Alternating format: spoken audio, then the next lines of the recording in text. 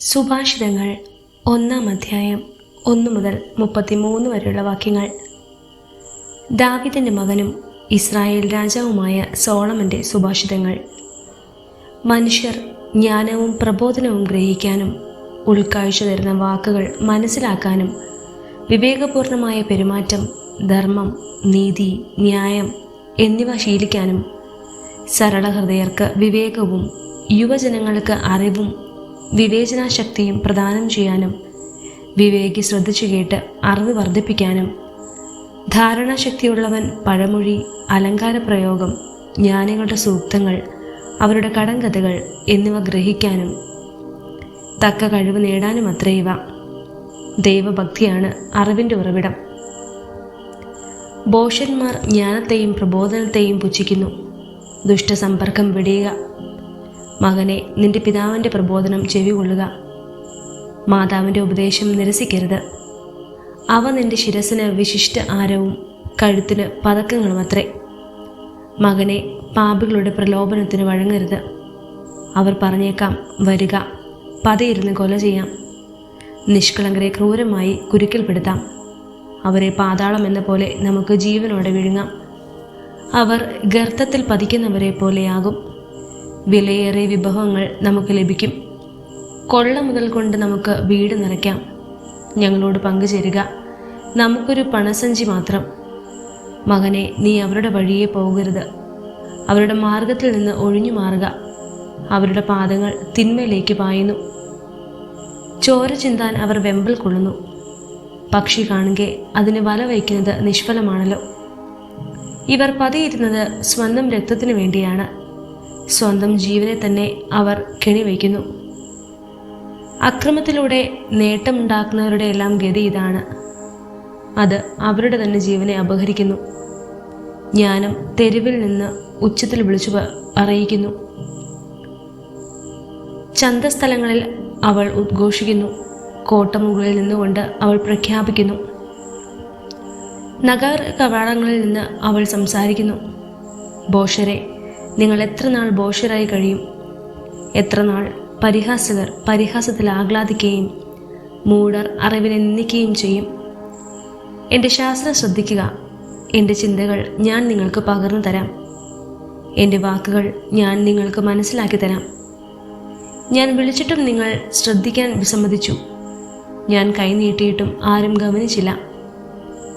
നിങ്ങൾ എൻ്റെ ഉപദേശം അപ്പാടെ അവഗണിക്കുകയും എൻ്റെ ശാസന നിരാകരിക്കുകയും ചെയ്തു. അതിനാൽ ഞാനും നിങ്ങളുടെ അനർത്ഥത്തിൽ നിങ്ങളെ പരിഹസിക്കും. പരിഭ്രാന്തി നിങ്ങളെ പിടികൂടി കൊടുങ്കാറ്റ് പോലെ പ്രഹരിക്കുമ്പോൾ, അത്യാഹിതം ചുഴലിക്കാറ്റെന്ന പോലെ വന്നെത്തുമ്പോൾ, ദുരിതവും വേദനയും നിങ്ങളെ ബാധിക്കുമ്പോൾ ഞാൻ നിങ്ങളെ പരിഹസിക്കും. അപ്പോൾ അവർ എന്നെ വിളിക്കും, ഞാൻ വിളി കേൾക്കുകയില്ല.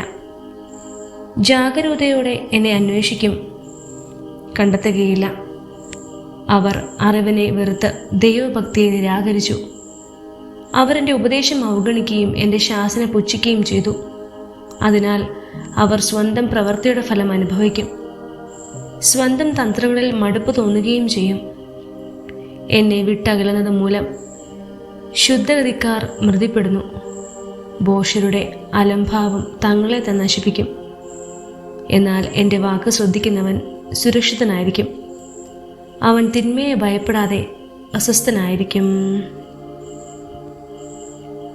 സുഭാഷിതങ്ങൾ 2-ാം അധ്യായം 1 മുതൽ 22 വരെയുള്ള വാക്യങ്ങൾ.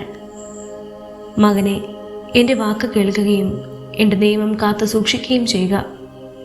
നീ ജ്ഞാനത്തിന് ചെവി കൊടുക്കുകയും അറിവിൻ്റെ നേരെ നിന്റെ ഹൃദയം ചായ്ക്കുകയും ചെയ്യുക.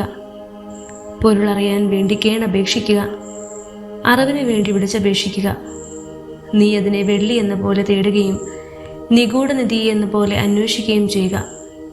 അപ്പോൾ നീ ദൈവഭക്തി എന്നത് ഗ്രഹിക്കുകയും ദൈവത്തെക്കുറിച്ചുള്ള അറിവ് നേടുകയും ചെയ്യും. എന്നാൽ കർത്താവ് ജ്ഞാനം നൽകുന്നു. അവിടുത്തെ വചനത്തിൽ നിന്ന് അറിവും വിവേകവും പുറപ്പെടുന്നു. അവിടുന്ന് സത്യസന്ധർക്കായി അന്യോന്യമായി ജ്ഞാനം കരുതി വയ്ക്കുന്നു. ധർമ്മിഷ്ഠർക്ക് അവിടുന്ന് പരിചയമായി വർദ്ധിക്കുന്നു. അവിടുന്ന് നീതിയുടെ മാർഗങ്ങൾ സംരക്ഷിക്കുന്നു.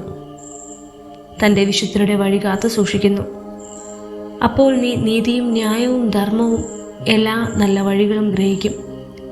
ജ്ഞാനം നിന്റെ ഹൃദയത്തിൽ നിറയുകയും അറിവ് ആത്മാവിനെ ആഹ്ലാദിപ്പിക്കുകയും ചെയ്യും.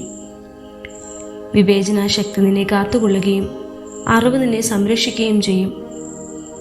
ദുർമാർഗത്തിൽ നിന്ന്, ദുർഭാഷകളിൽ നിന്നും അത് നിന്നെ മോചിപ്പിക്കും. അവരാകട്ടെ ഇരുളിൻ്റെ വഴികളിൽ ചരിക്കാൻ സത്യസന്ധതയുടെ മാർഗങ്ങൾ ഉപേക്ഷിക്കുന്നു. അവർ തിന്മ ചെയ്യുന്നതിൽ സന്തോഷിക്കുകയും അതിൻ്റെ വൈകൃതത്തിൽ ആഹ്ലാദിക്കുകയും ചെയ്യുന്നു. അവരുടെ വഴികൾ കുടിലമാണ്, അവർ നേർവഴി വിട്ടു നടക്കുന്നു. നീ ദുശ്ശരിയായ സ്ത്രീയിൽ നിന്ന്, സ്ഥൈര്യയുടെ ചാടുവാക്കുകളിൽ നിന്ന് രക്ഷപ്പെടുക. അവൾ തൻ്റെ യൗവനത്തിലെ സഹചരനെ പരിത്യജിക്കുകയും തൻ്റെ ദൈവത്തിൻ്റെ ഉടമ്പടി വിസ്മരിക്കുകയും ചെയ്യുന്നു. അവളുടെ ഭവനം മരണത്തിൽ താഴുന്നു. അവളുടെ പാത നിഴലുകളുടെ ലോകത്തിലേക്ക് നയിക്കുന്നു. അവളുടെ അടുത്തേക്ക് പോകുന്നവർ മടങ്ങി വരുന്നില്ല. ജീവന്റെ വഴികൾ വീണ്ടെടുക്കുന്നുമില്ല. അതിനാൽ നീ സജ്ജനങ്ങളുടെ വഴിയിൽ സഞ്ചരിക്കുക. നീതിമാന്മാരുടെ മാർഗത്തിൽ നിന്ന് വ്യതിചലിക്കരുത്. സത്യസന്ധർ ദേശത്ത് വസിക്കുകയും ധർമ്മിഷ്ഠർ അവിടെ നിലനിൽക്കുകയും ചെയ്യും. ദുഷ്ടരാകട്ടെ ദേശത്ത് നിന്ന് വിച്ഛേദിക്കപ്പെടും. വഞ്ചകർ പിഴുതെറിയപ്പെടും.